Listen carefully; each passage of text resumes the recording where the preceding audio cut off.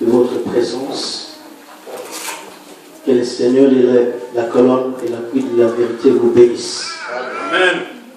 C'est Dieu qui vous aime tant. J'essaie que vous faites ça parce que vous savez qu'il vous aime. Alléluia. Amen. Ce matin, nous allons écouter la parole de Dieu. Et sachez que cette parole est vivante. Amen. La parole de Dieu est puissante. La parole de Dieu est pratique. La parole de Dieu n'est pas comme une parole d'une personne. C'est la parole de Dieu. Alléluia. Alors ce matin, tu n'es pas venu écouter les histoires des hommes. Vous savez, nous avons entendu beaucoup d'histoires. Nous avons entendu beaucoup de choses, des paroles, des orateurs, des philosophes, des gens qui savent parler. Mais leur parole ne peut pas se comparer à cette parole que nous allons écouter ce matin. Alléluia. Amen. Si tu crois ça, je voudrais que tu dises un bon amen. Amen. Ah, le livre de Matthieu, chapitre 7, verset 24. Nous allons lire jusqu'au verset 27. Et puis ensuite, nous regarderons aussi le livre de 1 roi, chapitre 18.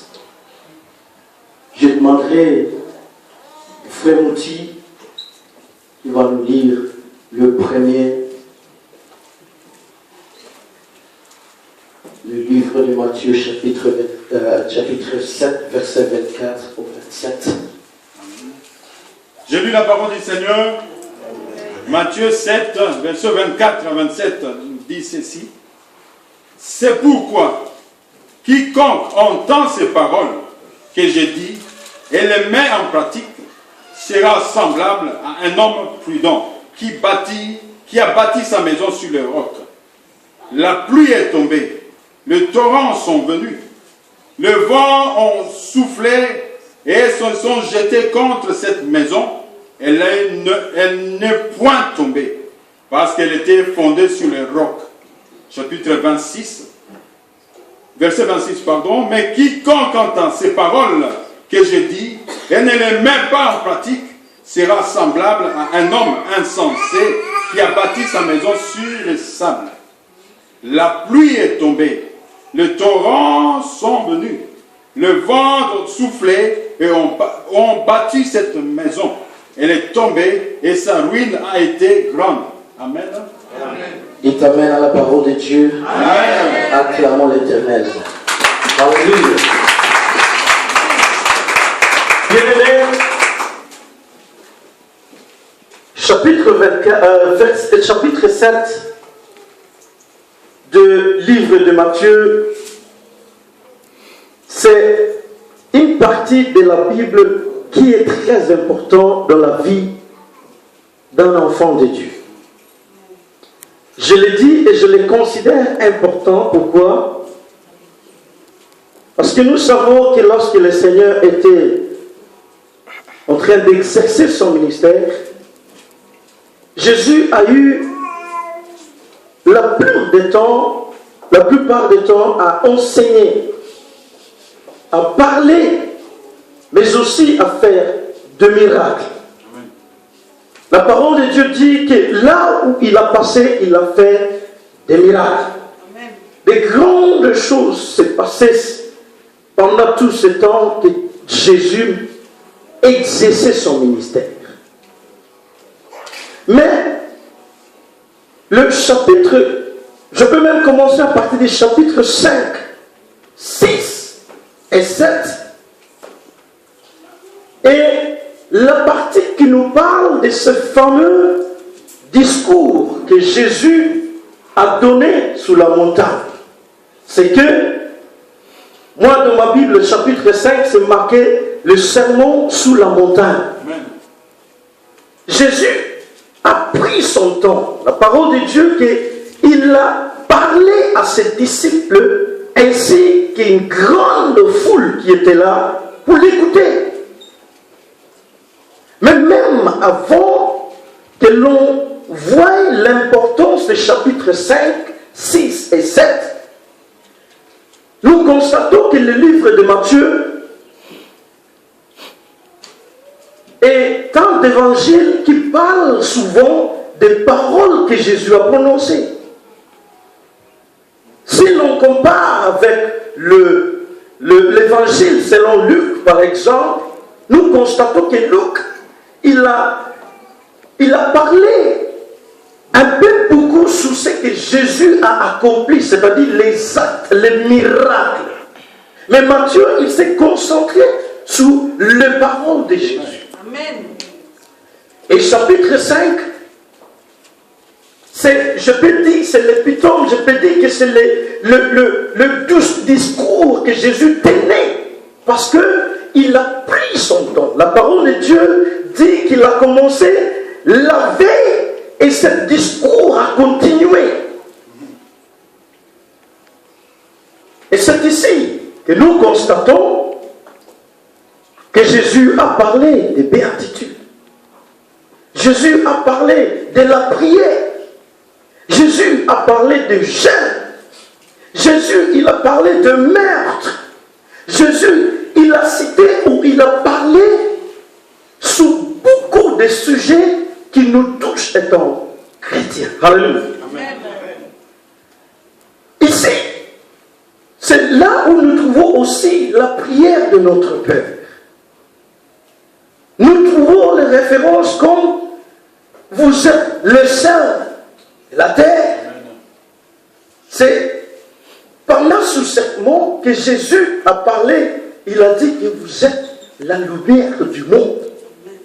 Donc la plupart de ces enseignements, c'est comme si Jésus a pris son temps ces jours-là pour expliquer ce qui était dans son cœur. Alléluia.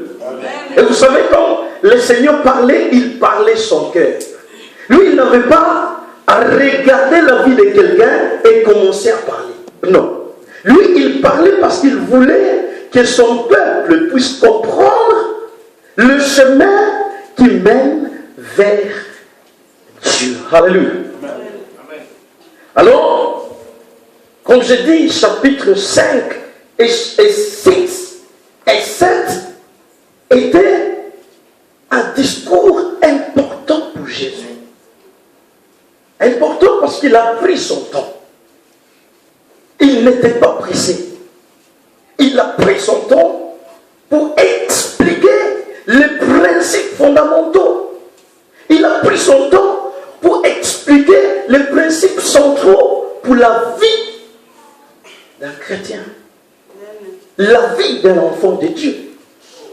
Et moi, lorsque j'ai médité encore cette parole, je remarque que c'est comme si Jésus était en train d'enlargir ou regarder en profondeur les 10 commandements que Moïse avait donnés. C'est comme s'il était en train d'expliquer ce qui est dans les 10 commandements. Alléluia. Amen. Mais la partie que nous venons de lire, le verset 24, bien aimé, j'aime bien ce verset que nous avons lu, parce que malgré que Jésus a passé son temps à parler à ses disciples et à cette foule qui était là à soif d'entendre Jésus parler, cette partie est comme si Jésus faisait sa conclusion. C'est comme si Jésus disait quelque chose par rapport à tout ce qu'il a parlé, qui est écrit dans chapitre 5, chapitre 6 et une partie du chapitre 7. Et il dit, C'est pourquoi quiconque entend ces paroles que j'ai dit et les met en pratique sera semblable à un homme prudent. Alléluia. Amen. Un homme prudent.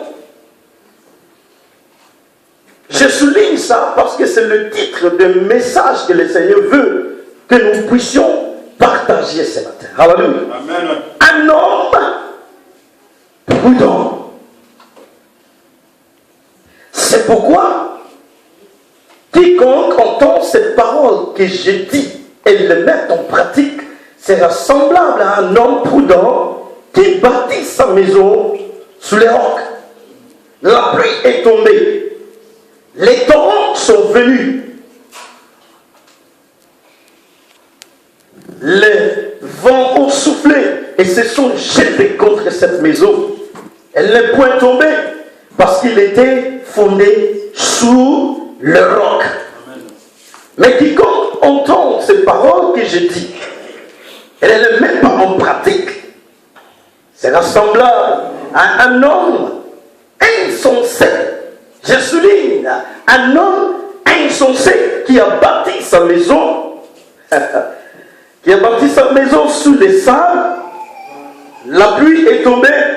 Remarquez que tout ce que 27 énumère, ce sont ce que le verset 25 aussi a énuméré. La pluie est tombée, les torrents sont venus, les vents ont soufflé et ont battu cette maison et elle est tombée. Et sa ruine a été si grande. Alléluia. Donc je dis que la partie que nous venons de partager, de lire, c'est la conclusion. C'est comme si c'est la conclusion des chapitres 5, chapitre 6 et la partie du chapitre 7. Alléluia. Donc Jésus a enseigné. Jésus a parlé de tous ces principes. Il a commencé par heureux l'homme. Il a parlé des choses fondamentales. Il a expliqué les choses qui tiennent la vie d'un chrétien, la vie d'un enfant de Dieu. Et après cela, il dit, pour conclure, pourquoi j'ai dit que c'est une conclusion, il dit que quiconque entend tout ce que j'ai dit et le met en pratique sera semblable à un homme qui a bâti sa maison sous les rocs. Bien aimé, même si on ne cherche pas à parler beaucoup, la parole de Dieu est si claire. Moi-même, si je m'arrêtais là et dis, voilà, bien aimé, le message est passé, ben le message est passé. Parce que Jésus, il dit, quiconque entend tout ce que j'ai dit et le met en pratique sera semblable à un homme qui a bâti sa maison sous le roc. Alors, à quoi consiste mettre la parole de Dieu en pratique? Qu'est-ce que Jésus veut dire? Parce que souvent, on pense autrement par rapport à mettre en pratique la parole de Dieu. Pourquoi je dis comme ça? Parce que beaucoup seront d'accord avec moi qu'il y en a même qui tuent au nom de Dieu. Vous êtes d'accord? Amen. Vous avez déjà entendu qu'il y a des gens qui tuent au nom de Dieu, de leur Dieu, qui offrent même des sacrifices, des enfants au nom de leur Dieu. Pour eux, ils pratiquent les paroles de leur Dieu. Mais c'est une différence avec notre Dieu. Parce que notre Dieu, il nous donne le manuel.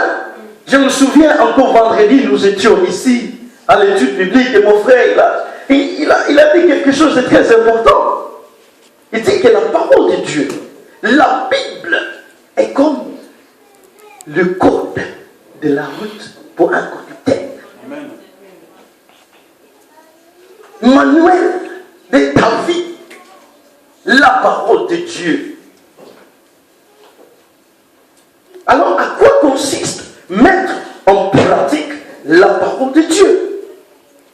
Ça veut dire que lorsque Dieu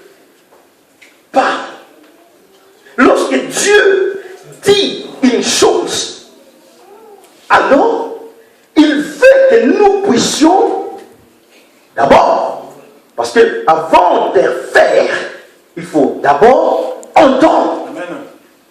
Alléluia. C'est pour ça qu'ici, nous regardons bien le verset 24, il dit quiconque entend ces paroles que j'ai dit et les mettre en pratique. Donc, ce qui consiste à mettre en pratique la parole de Dieu, c'est de faire la volonté de Dieu. C'est-à-dire, Dieu est très clair. Il dit, tu ne tueras point. Tu ne voleras point. Alors, pratiquer la parole de Dieu, si nous prenons l'exemple de tu ne tueras point, pratiquer cette parole, c'est quoi? C'est de faire ce que Dieu demande. Alléluia. Et ce n'est pas le faire en partie. Non, c'est le faire totalement. C'est ça, lorsqu'on parle de faire la volonté de Dieu. Alléluia. Quelqu'un peut dire Amen. Amen. C'est ça qui consiste à faire la volonté de Dieu. Mais ça ne s'arrête pas là. Ou plutôt, ça ne commence pas seulement à faire. Il faut d'abord obéir. Parce que lorsqu'on entend, on peut choisir de ne pas faire. C'est vrai ou pas? Je veux venir te dire, voilà, écoute, moi ce que j'ai besoin, c'est 5 €. Alors, tu peux choisir de me les donner ou ne pas me les donner.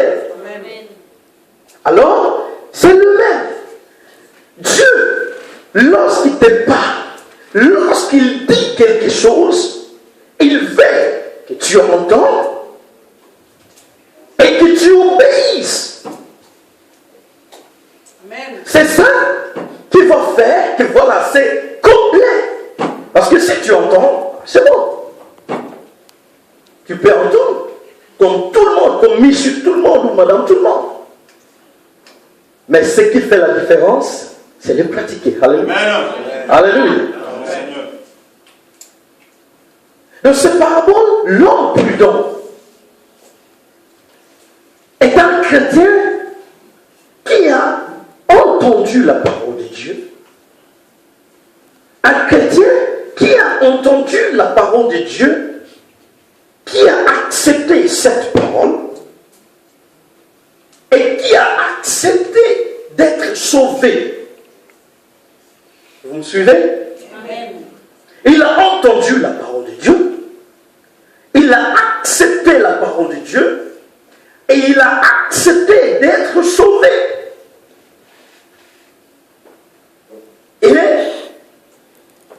en faisant ça par obéissance, lui, parce qu'il est sauvé, il met en pratique ce que Dieu lui a dit. C'est pour ça que le verset 24 lui surnomme ou lui donne le nom un homme prudent. Un homme qui a écouté, un homme qui a accepté d'être sauvé, et un homme qui a accepté d'obéir et de faire la volonté de Dieu. Bien-aimés, nous parlons d'un homme prudent. Nous parlons d'un homme prudent, mais aussi, sous ce texte, nous raconterons aussi une sorte de comparaison entre un homme prudent et un homme insensé. C'est-à-dire, le Seigneur, il a parlé de celui qui entend, de celui qui met en pratique. Et il dit que cet homme est un homme prudent. Mais il ne s'arrête pas là. Il donne l'autre côté de l'histoire. Il dit que voilà, ça c'est un homme prudent, d'accord. Mais il y a aussi cet homme insensé, c'est-à-dire quiconque entend, quelqu'un qui entend, il a entendu la parole de Dieu, mais dans son cœur, il a répondu merci. Amen. Merci, mais ça, c'est pas pour moi. Amen. Comme la plupart des gens en Europe aujourd'hui. Ils entendent la parole de Dieu. Nous entendons. On ne peut pas dire que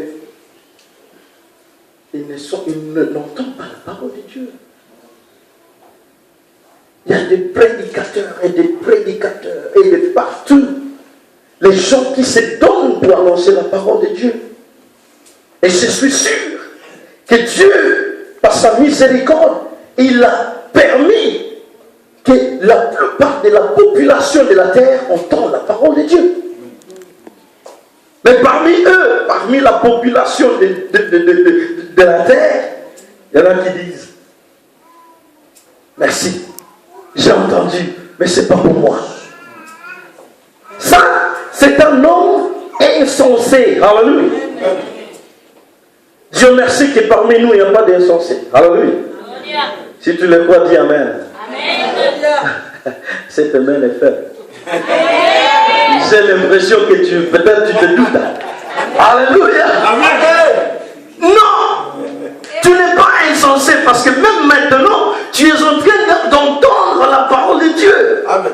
Maintenant, seulement après le culte, on pourra dire que soit tu es insensé ou prudent parce que ça dépend de ce que tu vas faire avec la parole de Dieu. Dis Amen. Je vais taper encore un petit peu sur cet homme insensé. Et je vais répéter encore la même phrase. Il dit merci, mais ce n'est pas pour moi. Comment ça, ce n'est pas pour toi?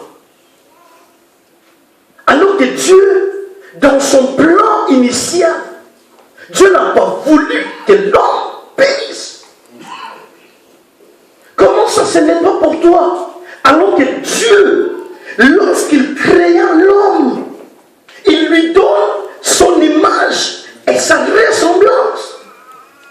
Et toi, tu dis que Dieu te dit la façon dont tu dois lui rassembler et tu dis que ce n'est pas pour toi. Comment ça? C'est pas pour toi, c'est la question. Malheureusement, aujourd'hui, autour de nous, nous avons les gens qui disent merci, mais ce n'est pas pour moi. Moi, je le sais. Et peut-être que nous le savons aussi que la spiritualité ou la recherche de Dieu est fondamentale. L'homme ne peut pas vivre sans Dieu. L'homme ne peut pas vivre sans Dieu. Et c'est pour ça que même aujourd'hui, on va constater, même les membres des parlements, ils disent que la recherche de spiritualité, c'est un conflit d'intérêts. Alléluia. Amen. Les hommes politiques, les hommes qui savent bien qu'ils tiennent la vie de la population, ils disent que la recherche de spiritualité est quoi? C'est un conflit d'intérêts. D'une part, je vais être d'accord avec eux. Pourquoi? Comme je l'ai dit tout à l'heure, que l'homme ne peut pas vivre sans Dieu. Amen. Et bien aimé, lorsque je parle de l'homme, je ne parle pas de ceux qui portent le pantalon. Alléluia. Non. Je généralise, mais je vais dire la création de Dieu. Alléluia. C'est-à-dire, femme inclus. Nous ne pouvons pas vivre sans Dieu. Parce que le centre de ta vie, ça doit être lui. Parce que le guide de ta vie doit être lui. Parce que la raison de ta vie doit être qui? Jésus. Amen.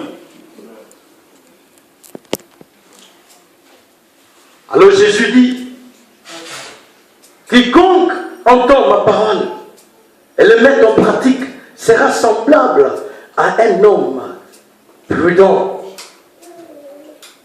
qui a bâti sa maison sous les rocs.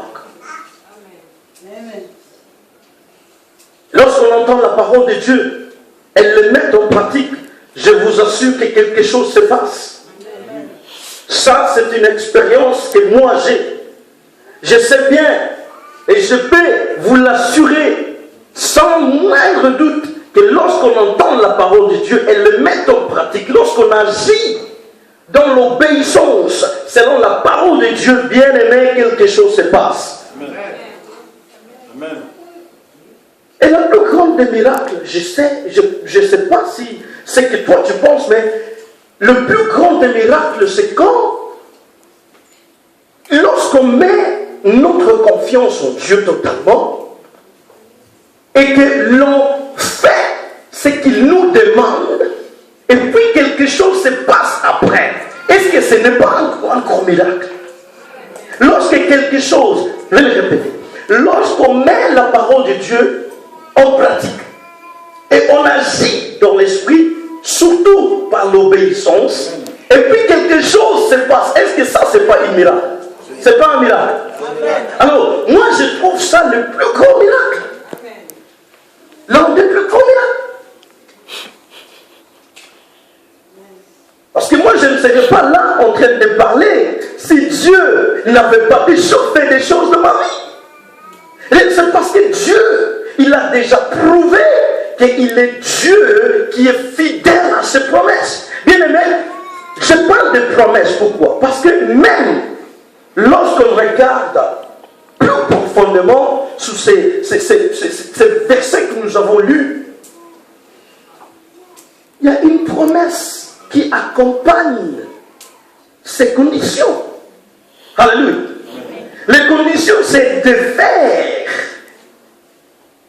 ce que Dieu nous demande de faire. Il dit, c'est pourquoi quiconque entend, condition, entend la parole que j'ai dit, les paroles que j'ai dit, elle les met en pratique.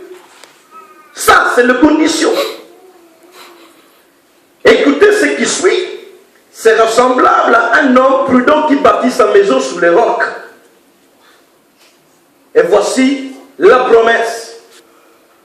Il dit, la pluie tombait, les torrents sont venus, les vents ont soufflé et se sont jetés contre cette maison. Mais qu'est-ce qu'il dit? Qu'est-ce qu'il dit? Elle ne point tomber. Amen. Parce qu'elle était construite, elle était bâtie sous le roc. Amen. La promesse est simple. Le tempête, nos problèmes peuvent venir. Mais Dieu, il promet, il dit, ceux qui écoutent, ceux qui pratiquent ma parole, quel que soit le tempête, quel que soit le problème qui peut venir, mais il dit que tu seras comme un homme qui a bâti sa maison sous le roc. Cette maison ne tombera point. Amen. Peut-être vous ne le savez pas, moi je suis constructeur. Je travaille dans la construction. Je fais mes études dans le génie civil. Et ça consiste à construire des ouvrages d'art, des maisons, et tout ce qui est construction. Bien aimé, ce qui tient la maison, la plupart de vous, vous allez dire que c'est la fondation. Si la maison a une bonne fondation, alors cette maison est censée rester debout. Que le tempête vienne, il va rester debout. Mais sachez qu'il y a un point très important avant la fondation. C'est le sol qui tient la maison. En fait, on définit la fondation comme le dispositif d'ensemble des choses qui fait transmettre de la maison dans le sol. C'est-à-dire, la fondation est là pour pouvoir transmettre tous les poids et la charge vers le sol. Alléluia. Donc, même si la fondation est très importante, mais le sol sur lequel la fondation pose est aussi important. Alléluia. Alors, ici, nous voyons ces deux entrepreneurs. La comparaison entre ces deux personnes qui bâtissent les propres maisons. Et le Seigneur dit, un homme prudent, lui, il a choisi de bâtir sa maison sur le roc, c'est-à-dire sur un bon sol. Il a choisi, il a pris son temps, il a dit, voilà, moi je vais bâtir ma maison sur le roc.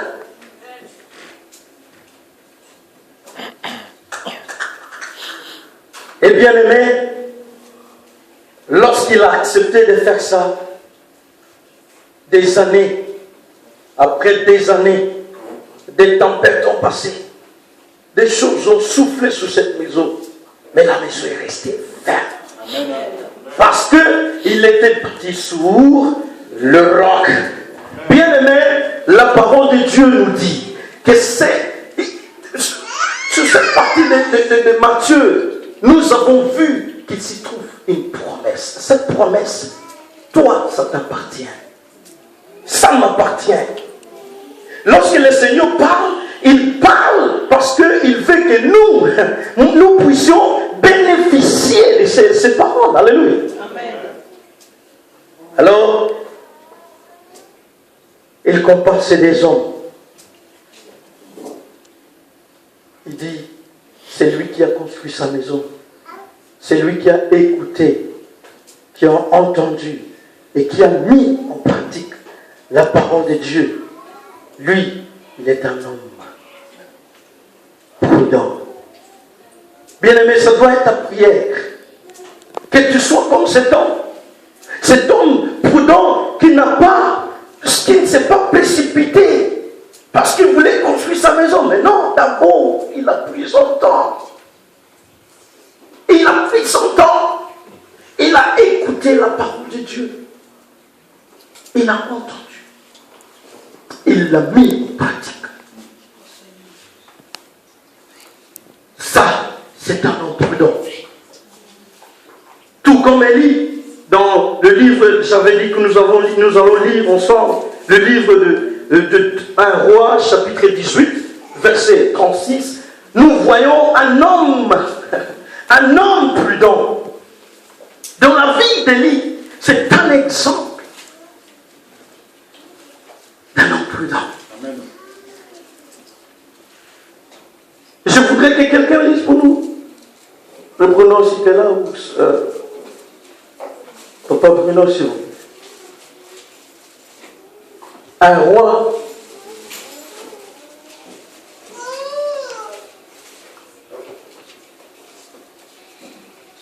Un roi, chapitre 18.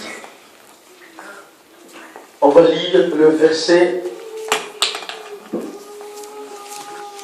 24 et on saute jusqu'au verset 36.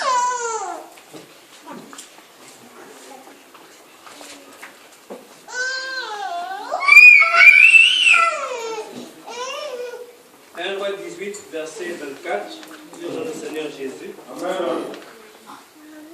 Puis invoquez le nom de votre Dieu, et moi j'invoquerai le nom de l'Éternel, le Dieu qui répondra par le feu. C'est celui qui sera Dieu. Et tout le peuple répondit en disant, c'est bien. 36.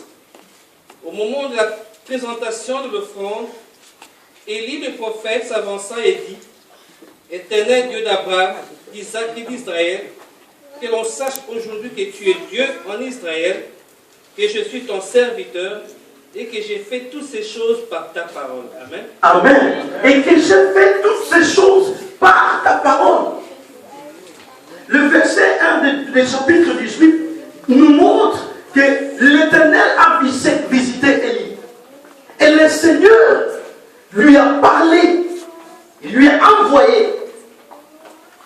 Mais le verset verset 24 nous explique ce que lui, il a été dit devant ces gens qui étaient rassemblés. Parce que nous savons l'histoire. Il est devant le prophète de Baal. Plus de 240 prophètes de Baal. Mais lui, il est resté le seul prophète de Dieu vivant. Parce que les autres, ils savaient garder leur foi. Et on les a tués à cause de leur foi. Mais Élie est resté seul parmi tous ces prophètes de Baal. Les dieux qui leur demandaient d'offrir des sacrifices, de tuer les enfants au nom des sacrifices, de faire des choses qui ne glorifient pas Dieu. Prophète de Baal. Mais nous voyons que pendant ce moment, la majorité de la population, ils avaient choisi de suivre le prophète de Baal. Mais Élie, le serviteur de Dieu, le prophète de Dieu Tout-Puissant, il a accepté de rester fidèle à son Dieu. Alors un jour, Dieu lui demande, alors va te présenter devant Akab. Un homme seul contre tous. Mais Élie a décidé d'obéir la parole de Dieu. Il a accepté de faire ce que Dieu, je dis ce que Dieu lui a demandé de faire. Et la parole de Dieu dit, au moment de la présentation de l'offrande, Élie le prophète, ne vous inquiétez pas, le frère Bruno va. Je disais, il est resté seul contre tous. L'homme de Dieu se demande, mais moi, comment je vais faire contre tous ces prophètes de Baal? La population, presque tout le monde les écoute. Mais moi, qu'est-ce que je vais faire? La parole de Dieu dit que lui, il a choisi d'aller faire ce que Dieu lui a demandé. Et la parole de Dieu dit, verset 36, au moment de la présentation de l'offrande, Élie, le prophète, s'avança et dit, Éternel Dieu d'Abraham, d'Isaac, d'Israël, que l'on sache, lorsqu'on sache aujourd'hui, et tu es Dieu en Israël, et que je suis ton serviteur, et que j'ai fait toutes ces choses par ta parole. Bien aimé, il y a trois choses. Prenons. Ces instructions étaient données par Dieu lui-même. C'est Dieu qui envoya Élie. Alléluia. Vous êtes d'accord avec moi? Il n'a pas pris son initiative. Non, il n'a pas agi selon ses propres pensées. Non, il a entendu les temps que le Seigneur lui a dit, voilà maintenant, lève-toi, va te présenter. Et Dieu était précis. Dieu lui a donné un message précis. Donc, Dieu a initié ce que Élie devait faire. Dieu lui-même lui a dit ce qu'il devait faire. Et deuxième chose, après avoir initié ce plan, il a parlé à Élie. Donc, Dieu a initié un projet. Il est venu, il a parlé à son serviteur. Et la troisième chose, la plus importante, Élie a obéi. Il a obéi de faire ce que Dieu lui a demandé. Et devant ce prophète de Baal, je vois des autels. Je vois que le prophète de Baal était là en train de crier du matin jusqu'au midi. Ils étaient en train d'appeler leur Dieu, appeler leur Baal. Rien ne se passe. Rien ne se passe. coupe court parce que je sais que vous savez l'histoire. Élie, il était là, tout confiant, parce qu'il savait que son Dieu est un Dieu qui ne ment pas. Amen. Il savait que son Dieu est un Dieu qui va répondre. Amen. Il savait que son Dieu n'était pas un Dieu des circonstances seulement. Amen. Il savait que son Dieu n'était pas un Dieu qui se réfère aux hommes. Il savait que son Dieu est un Dieu véritable. Amen. Alors qu'est-ce qui s'est passé? Oh, il a laissé les serviteurs de Baal, les prophètes de Baal appeler. Ils ont appelé, la parole de Dieu est claire. Ils disent qu'ils ont appelé du matin jusqu'au midi.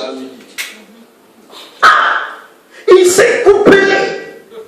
Ils avaient du sang partout. Baal ne répondait pas.